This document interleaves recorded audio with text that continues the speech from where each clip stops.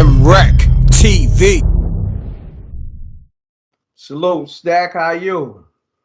Breck, what's good, man? Everything good, man. You know, Wow. get right into it, man. Now, during that late 80s era, what rappers you know was frequently in them clubs like that? On the late 80s, Mm-hmm.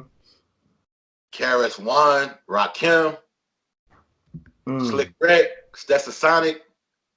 Okay.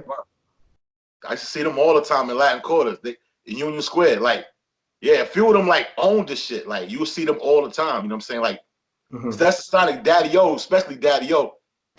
Sonic, he used to get me in Latin Quarters free, so I know he used to be there all the time. I used to see Slick Rick all the time. I even see Slick Rick. I think he got bum rushed in there one time by a bunch of Brooklyn niggas.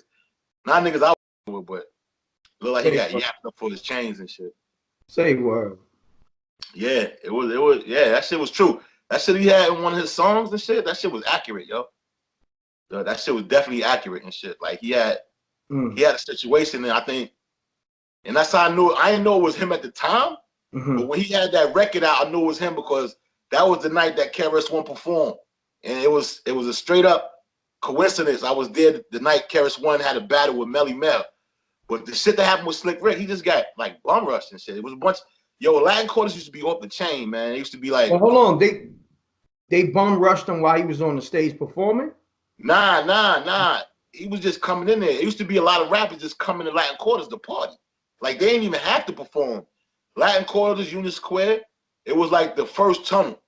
You know what I'm saying? Like those were the main parts of like hip hop culture. Latin Quarters, Union Square, Trafalgar Square, shit like that. Early in the rap, like 86, 87, 88, Latin Quarters was the place to perform at. It was like you had to perform in Latin Quarters. And like you said, he mentioned it in one of his classic records. I think it was The Moment I Feared. Yeah, right? That night. I was there that night. Because if he's talking about that night specifically, that's the true story. So when I heard that shit over the years when he spit it, I was like, yo, I think I was there that night because it was monumental because that was the night Krs-One had a battle with Melle Mel and shit. And that shit was crazy. That was the night when it was like the changing of the guard when Krs-One took the nigga title and just started. He took over New York at that point. And I wasn't really feeling Krs-One at first. You know what I'm saying? But so hold on, Krs-One and Melle Mel battle. Yeah. I seen that shit. I seen that shit live at Latin Quarters, kid. Wow. Wow. It was crazy. Krs-One, he was on stage, right? And he was like talking subliminally. And he was saying stuff like these old school rappers, it's time for you to go and shit like that. I can't remember word for word. Wow, that's crazy. He was saying, I'm here, you know what I'm saying? And he was basically, and then Melle Mel was right in the crowd, and it was kind of close to me.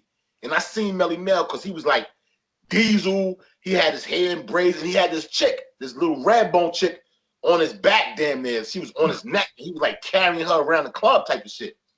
So he started yelling at to Krs-One on stage. Like some shit, I forgot what he was saying, but he was yelling. Da-da-da. And Krs-One was like, yo, I'll battle you right now type of shit. So I remember this like it was yesterday, kid. Wow. So Melle Mel clamped up on stage, right? And I ain't gonna lie, Krs-One looked intimidated by this dude because he was big, and Melle Mel was like, he was like aggressive on the stage. I ain't gonna front. And I think Krs-One was looking at it like, I'll battle you, but you ever seen battle rap? Of course, man. Yeah, I'm bugging. So this was like the ultimate battle rap. And it was like Melle Mel was more intimidated because of his size, and he was Diesel.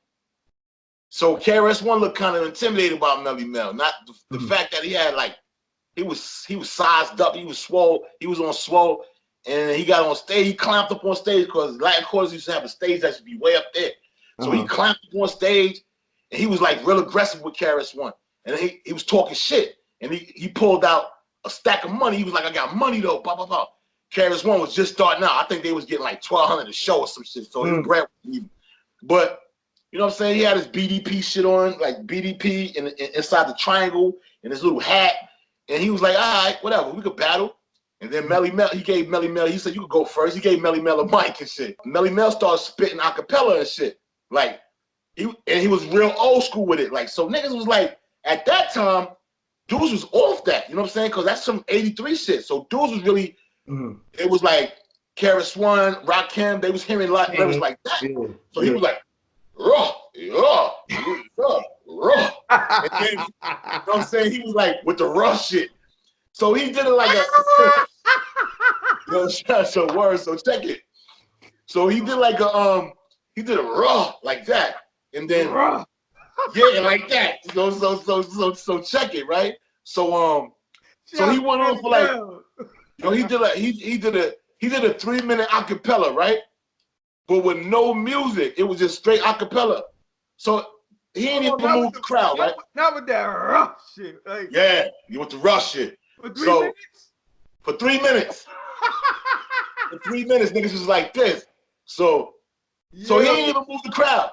So when he gave the mic, you could hear a pin drop. Nobody was like clapped or nothing. Damn. You know what I'm saying?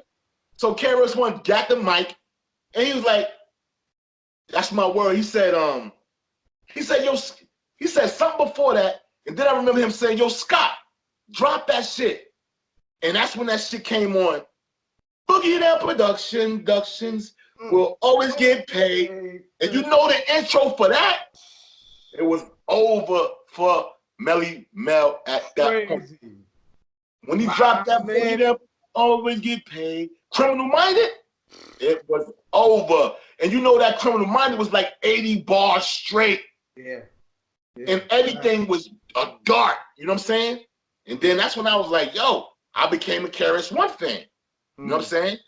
Then that's when I realized I knew his family, his brother and shit. And that's when I went into... Yeah, I want to go into that because you was telling me behind the scenes that he's really from Flatbush, Krs-One, Flatbush, Brooklyn. Right. Yo, no disrespect to Krs-One, but he kind of pulled the biggest trick on hip-hop because he had hip-hop thinking he was a purist from the Bronx, but he wasn't from the South Bronx. Krs-One, his name is Larry, Lawrence Parker, and he used to live on 35th and Church Avenue. Well, I used to go to school with his brother, Kenny Parker. We went to Lincoln together. This is all new to me. This is all new to me. I didn't know, feeling it, because dudes from Brooklyn was still on that Brooklyn. That was our anthem. So it wasn't nobody else with an anthem from their borough yet. So it was only Brooklyn, always funky fresh. So we was like, we thought that, you know, he was trying to take our shine from our anthem, from our borough. So when South Bronx came out, I didn't really like it, but you was forced to listen to the shit. It was dope. You know what I'm saying? Like, all of a sudden, you know, you got motherfuckers saying, y'all Bronx, South Bronx, and we from Brooklyn. You know what I'm saying? It was hard. I ain't gonna hold you. That joint was hard. Classic. Forever. Yo, it was hard. Not only that, bro. Yo, he was taking shots at the whole Queens, bro. Yo, he was coming at running them. Nobody really responded except Roxanne Shante and Shan, but Shan, it was nowhere on Sun level, son. You know what I'm saying? Shout out to MC Shan, though. You know what I'm saying? Yeah, shout out to Shan. Krs-One definitely smashed him. I'm gonna keep it official, but you know, yo, I'll be honest. Because he had it. He had it. We could go into some things too about Shan. That whole LL Cool J image came from MC Shan. If you really wanna, yeah, you're right. The tall one suits. Listen, yo, but check it. But Krs-One, man, he was coming at a lot of dudes from Queens. Like, it was like he was going at the whole borough. You know what I'm saying? He was taking subliminal shots at Run DMC and all that, because he used to be talking about, he was talking about kings, people calling themselves kings. I'm a teacher and all that. Then he was like going at running with the Adidas. He was like, I only wear Nikes, not Adidas or Reeboks. You know what I'm saying? He was going at them. You know what I'm saying? Then he said, he was like, in one line, he was like, Manhattan keeps on making it, Brooklyn keeps on taking it, Bronx keeps creating it, and Queens keeps on taking it. Yeah. You even had Queens like, you had to fuck with it. You know what I'm saying? You had to fuck with it. Yeah. And then not only that, he was so strategic. I give him the GOAT title because when he battled, he was the first person I see strategically came out with South Bronx, and he had that shit loaded in the cannon. Bridges Over, man. When the Bridges Over came out, woo, South Bronx was enough. then when he had loaded for the next shot, bro, the whole club was like anthems. That's why you got to give him. I got to give him the GOAT title, because if you go to a KRS-One show, oh, hands down, he one of the best performers ever. Like hands down. He even shitted on AZ one time. Peace, world. To promote your music or promote your business by placing an ad on MRecktv, contact MRecktv promo, MRecktv promo @gmail.com. Peace. Oh yeah, subscribe to MRecktv, youtube.com/MRecktv. I'm gone.